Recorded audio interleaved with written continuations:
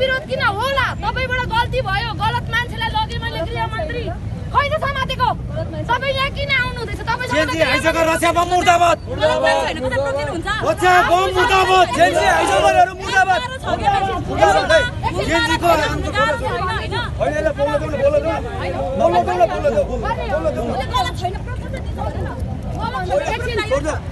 कानुनी भाषामा म तपाईलाई के भन्छु? तपाईसँग नम्बर छ, तपाईसँग नेपाली समाजलाई नेपाली समाजलाई भावनात्मक एकता चाहिन्छ। व्यक्तिगत रूपमा गृहमन्त्रीको नम्बर छ हैन उहाँसँग? व्यक्तिगत रूपमा भेट्न जानलाई टाइम छ हैन उहाँसँग? प्रधानमन्त्रीलाई अस्ति भर्खर आफै एक्लै भेटेर आउनु भएको हैन उहाँ? प्रधानमन्त्रीलाई एक्लै भेटेर आउनु भयो। गृहमन्त्रीको पर्सनल नम्बर छ, 2 बजे रातिको फोन गर्दा उठाउँछ उसको फोन। अहिले बाटोमा नाटक पार्नु नाटक देख्न हो। अहिले बाटोमा नाटक पार्नु गृहमन्त्री तपाईले बनाउनु अहिले पनि भएन सडकमा हो। गृहमन्त्रीज्यूले रातिको 2 बजे फोन गर्दा पनि उठाउनुहुन्छ। व्यक्तिगत रूपमा बीबीसी को लागि तपाईको नाम गृहमन्त्रीले दिएको हो। जेन्जीको लिडर को भन्दा रक्षा बम यो हो हैन? रक्षा बम लिडर हो यो हो हैन? ठीक छ हैन? यो आमाको छोरालाई 2 गोली लागेर जेलमा छ। मैले तपाईलाई मेसेज गरे हैन यो आमाको? मैले मेसेज गरे हैन यो आमाको? कतिचोटी बाटोमा इलेक्सन अगाडि रिपोर्ट चाहियो रक्षा बमजी भनेको मेसेज देखा म मिडियालाई। के केस रहेछ छैन उहाँहरु पनि तपाई प्रधानमन्त्री भन्दा ठुलो रिप्लाई गर्दा कसैको रिप्लाई नदिने, फोन गर्दा नउठाउने, यहाँ आन्दोलन घोषणा गरे जनकपुर जाने तपाई।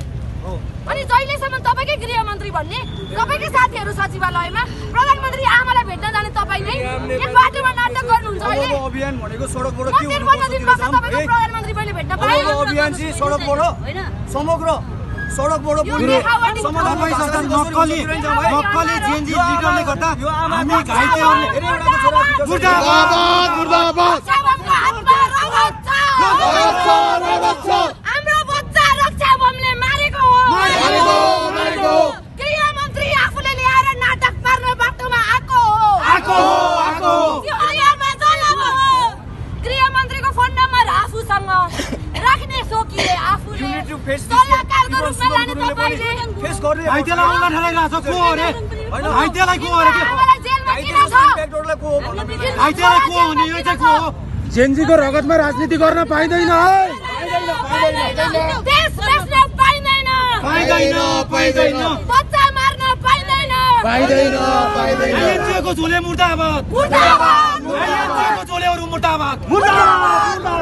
आज 24 गते अमेरिकन हैन के मिलाएर सेयरलाई छोरे हो। तर यस्ता हाइजे गर्दा जेलको दिनु कच्चा हुन्छ। याद गर अनुहार हेर्छौ विजय अधिकारी हो। विजय अधिकारी हो। देश हिसाबले हिँड्छ।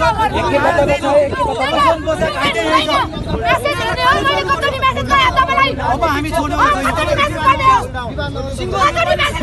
यस्तो मान्छेलाई नल्याउनु किन हो यहाँ? किन हो यस्तो मान्छे यहाँ? किन हाइजे गर्नु होइन? जेन्जीको हाम्रो हाइजे गर्ने व्यक्ति होइन यो। सर मुले घाइतेलाई आउँला किन धम्कायो उसले? कारण चाहिन्छ हामीलाई। मसँग भिडियो छ। मुले आउँला किन डरायो घाइतेलाई? घाइतेलाई आउँला डराउने अधिकार उसलाई कसले दियो? तपाईलाई घाइतेलाई आउँला डराउने अधिकार कसले दियो? यो काट्यो म दिन बस्दा मैले यसलाई मेसेज गरे हैन? फोन गरे हैन? कति गरे? जी रक्षा बम दिदी कतिवटा मेसेज गरे हो? तपाईको म रुदै फोनमा बोले हैन? रुदै फोनमा बोले हैन? तपाईको फोन उठाउँदैन नम्बर कसले अहिले? जेन्जी लिडरले भन्छ घाइतेलाई को हो रे? गृहमन्त्री तपाईले लगे हैन? सरिस्माजी तपाईले लगे हैन? तपाईले लगे हैन गृहमन्त्री? हो नि तपाईले नै न्याय नपाउने भए तपाईले लगेको गृहमन्त्री तपाईले न्याय नदिने भए कसलाई दिने?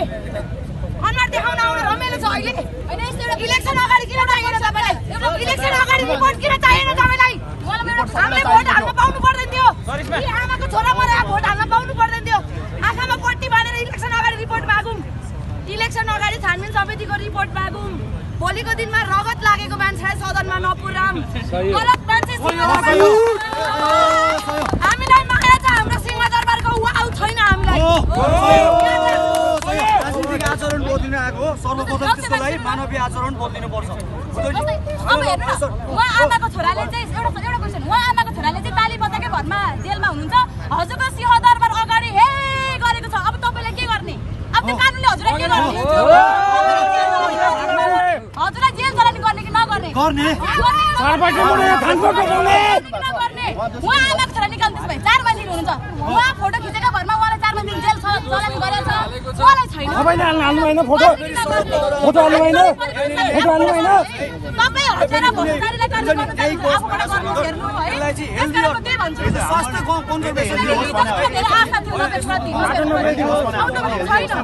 तपाईप्रति सस्तो संवाद हो है यदि उहाँहरु जस्तो मान्छे अदालत यो उहाँहरु जस्ता सानोतिनो मिस्टेक गरेर आज मैले गल्ती गरेको छैन भनेर अबसम्म पछाडि गएर व्यक्ति पनि चित्तमा खस्ने हो भने उहाँहरु जस्तो मान्छेलाई उहाँहरु जस्तो मान्छेलाई 2324 मा जेन्जी नष्ट भएर चाहिँ सबभन्दा पुराउने मान्छेहरूलाई चाहिँ हामीले छुट दिएर के बेला छुट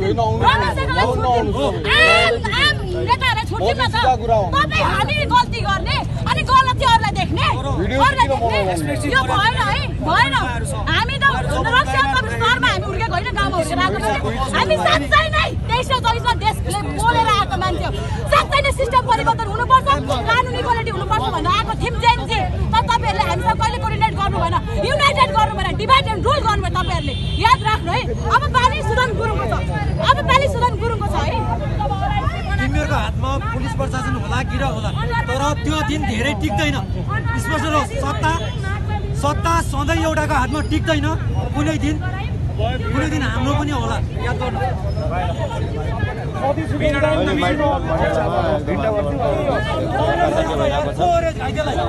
यस्ता जेडीले कसले बनायो